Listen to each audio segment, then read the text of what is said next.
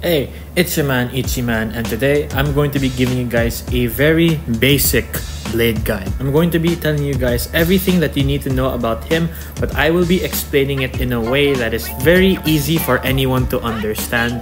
So yeah, we're not gonna go super deep into the numbers. Anyways, let's talk about what type of character is Blade. Blade is a wind DPS that follows the path of destruction. Simply put, that means he specializes in both single target and multi-target damage. So what separates Blade from other destruction characters is that he has mechanics in his kit that both consume and restore his HP. Not only that, Blade is also a character who scales off of HP, unlike most other DPS characters who would mainly scale off of attack. This naturally turns Blade into a really tanky character with good durability along with some really high damage output. Alright, now let's talk about Blade's kit, starting off with his basic attack. Now this is what his basic attack looks like.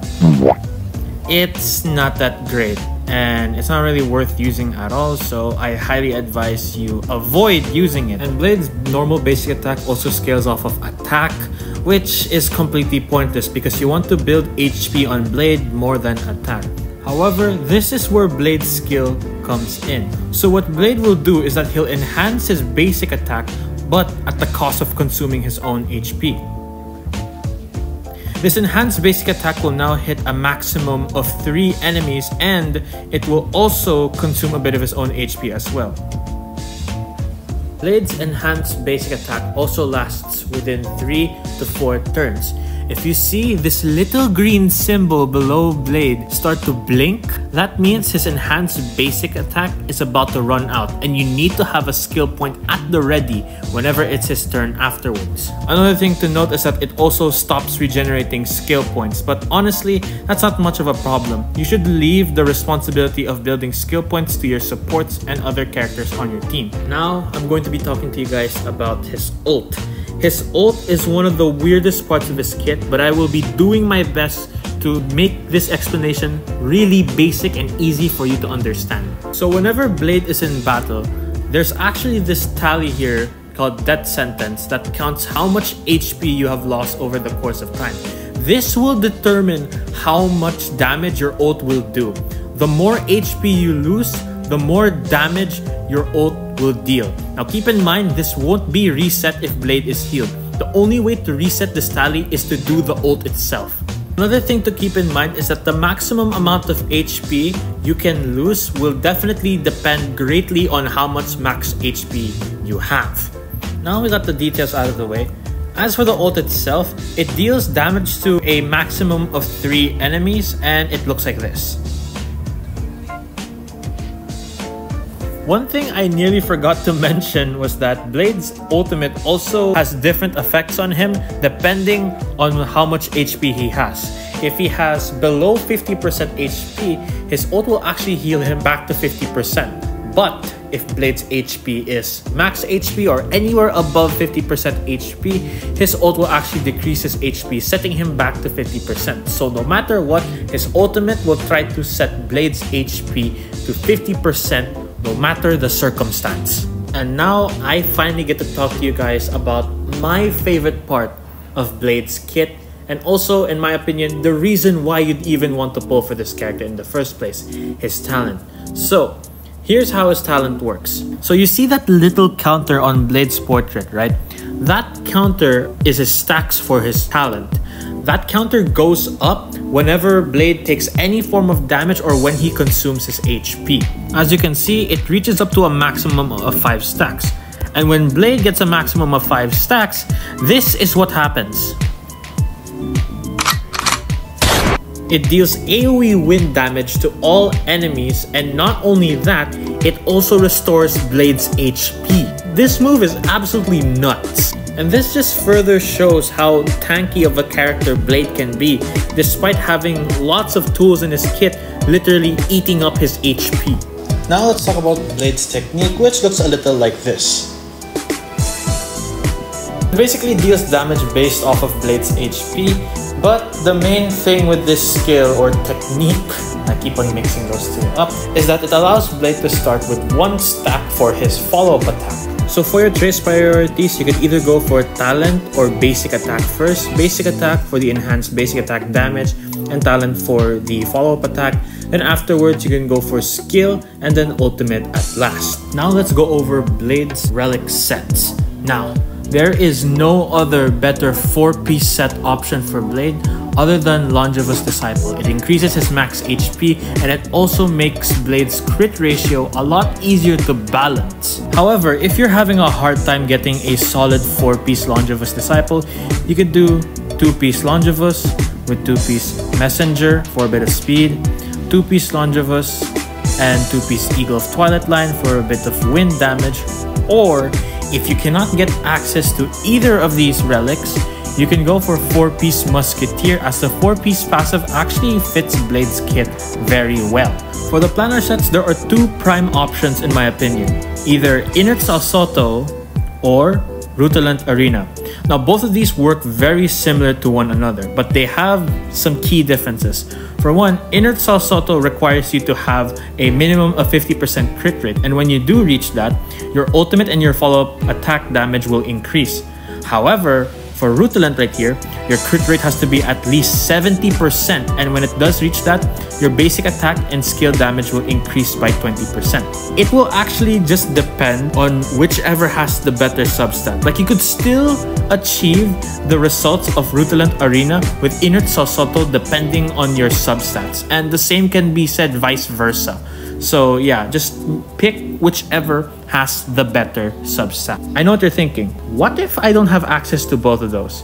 You can go for Celestial Differentiator right here, which gives you some nice crit damage, or you could go for Fleet of the Ageless. As for your stat priorities, always remember that the main stat of the head and the arm will always be the same. So headpiece will always be HP, arm piece will always be attack. The rest here will have random main stats, so keep that in mind. For the body piece, I highly recommend that you go for crit damage if you are running 4-piece Longevous Disciple, because if you run a crit rate body on Blade with this 4-piece, your crit rate will overcap and it will create an imbalance ratio, negatively affecting your damage output. I would only advise a crit rate body if you're running a 2-piece or depending on the relic set that you're running on him. So yeah, just don't use crit rate body if you're using 4-piece Longevous. Always go for crit damage. As for boots, speed or HP is really good. Speed so that Blade can take more turns and he could build his stacks much faster. HP is only good if you have Bronya or another unit that still allows Blade to take more turns, because with HP boots, Blade is incredibly slow as hell.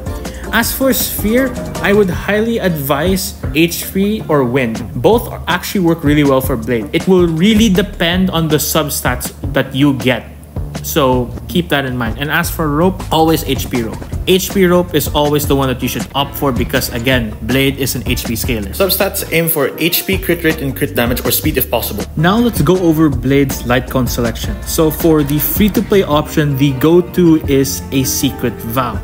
This is the most popular free-to-play option used by Blade mains who do not have his signature, and for a good reason. If Blade's HP is lower than the enemy, he actually deals more damage when holding this light cone, which is really nice. But there is also the brand new option that came with this update, and that option being Flames Afar. You could just simply purchase this the moment you unlock the MOC shop. So what this light cone does is that when Blade consumes his health, not only does he get more damage, but he also restores HP when holding this light cone, which is really nice actually for a free-to-play option. Solid choice, really solid choice. If you are a really early game player and you can't get access to either, Mutual Demise is actually a really nice option to have. It's just a 3-star light cone which is really easy to obtain, and the passive is really nice too, because if Blade's HP is lower than 80%, he'll get an extra crit rate buff by 12%. And now, his #1 best option, hands down, is still the Unreachable Side. This light cone is 100% tailor-made for Blade. It increases his crit rate and max HP by 18%, and their damage increases by 24% whenever they consume their own HP. Now, let's talk about Blade's Idolons, and let me tell you, E1 may look like the most complicated Idolon, but no, it is absolutely not. It's really simple. So basically, it increases the single target damage of Blade's ultimate because now it scales off of 150% of how much HP he has lost over the course of time. So the bottom text down here is just basically explaining the tally that calculates how much HP Blade has lost over the course of time. The only thing you need to pay attention is the upper part right here. This is the only thing that you need to understand about this Idolon, and that's it. As for E2, when Blade activates his skill, he gets more crit rate, and this makes Blade's crit ratio incredibly easy to balance, and your crits will be incredibly consistent. 3 and 5 basically just level up your core traces like your skill, your ultimate, and your basic attack. E4, when Blade's HP drops to 50% or lower, he basically gets increased max HP. And E6, basically his talent stacks are now reduced to a maximum of 4, which means you get to trigger his follow-up attack faster, and it now deals more damage. Here begs the question, does Blade need Idolons in order to work or function properly? Absolutely not. Blade is still a phenomenal character, even at E0 or E0S1. If you want proof, go check out Zeldric. Zeldric is a talented E0S1 Blade main who does MOC 0 cycles. Go check him out. He is an absolutely talented player. I highly recommend you check him out. Now let's talk about team compositions with Blade. And there is only one rule that you need to follow when building teams with Blade. No shielders. Because when Blade is put behind the shield, he's actually hindered from building stacks for his follow-up attack. Blade is also tanky enough to survive on his own without a shielder. So the only thing you'll be needing is a buffer, a healer, and if possible, a debuff applier. For your Harmony characters, also known as your buffers, Bronya to this day is still one of the best options for Blade. She allows Blade to take more turns, which means he can build his follow-up attack faster, he can lose more health for the tally. Not only that, she provides debuff cleanse, damage boost, and crit damage boost. Still an excellent unit to pair with Blade.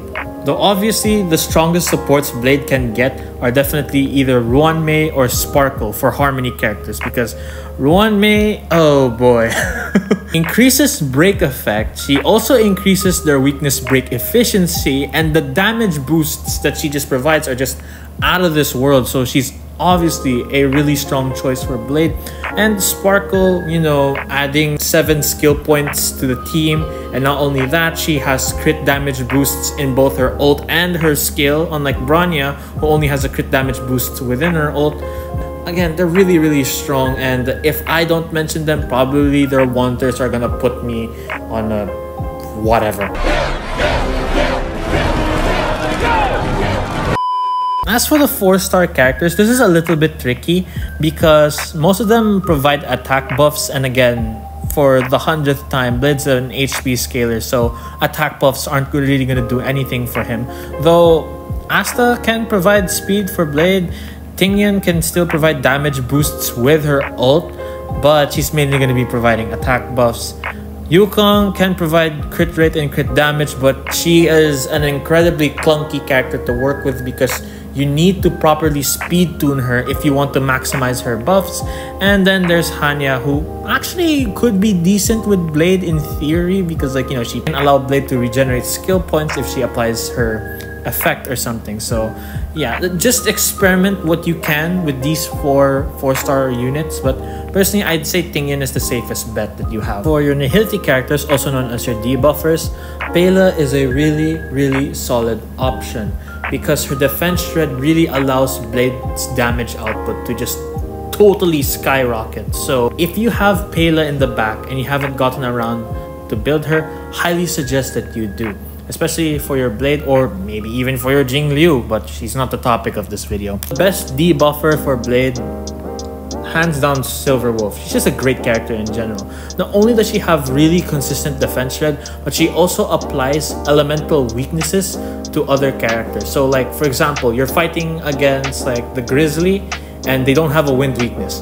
Silverwolf can actually apply wind weakness to that Grizzly and you're just gonna deal all the damage in conjunction with the defense shield. So amazing, it's just a great unit. Now let's talk about abundance characters, also known as healers for Blade.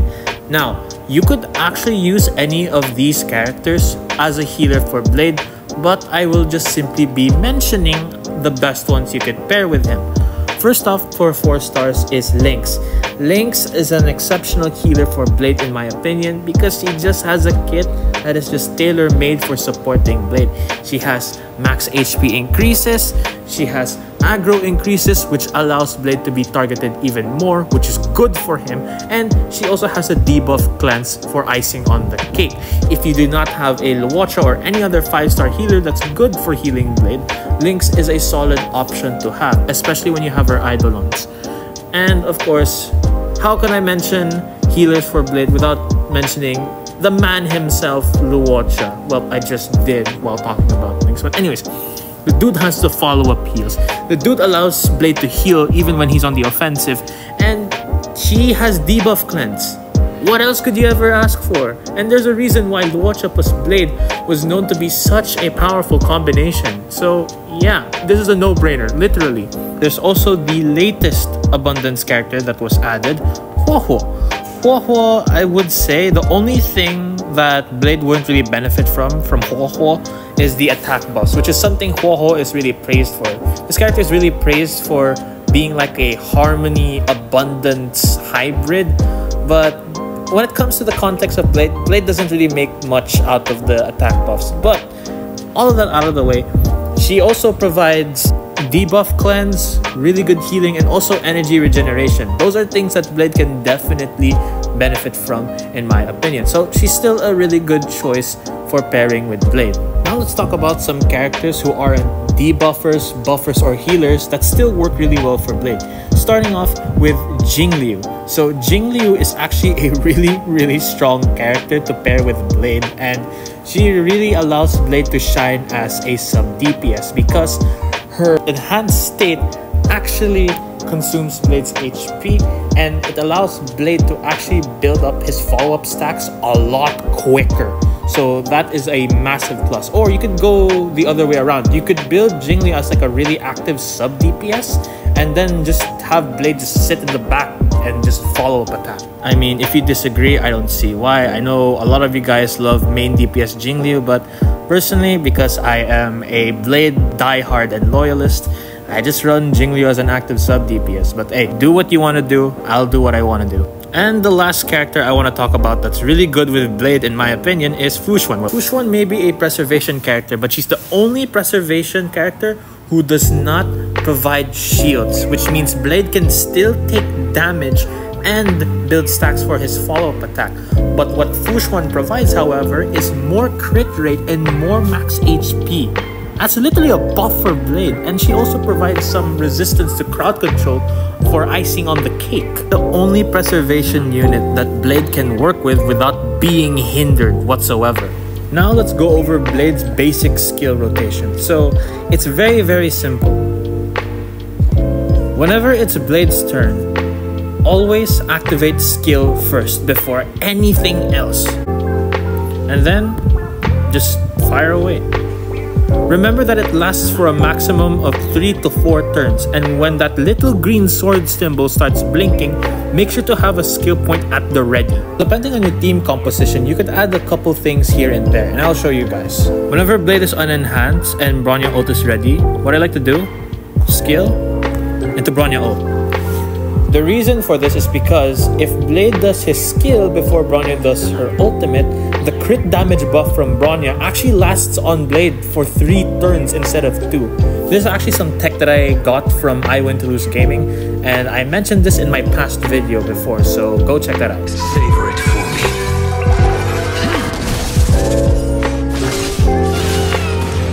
So that will be it for the guide, and man, oh lord, I have spent so much time into making this guide, and yeah, I hope this guide really gives you a more basic understanding of Blade, and I hope that you get to even understand some of his weirder mechanics a lot better than before. And yeah, This character is probably going to be the only HSR character I'll be making a guide for. I don't know if I'll make a guide for anyone else. Maybe if there's a character I just really like more.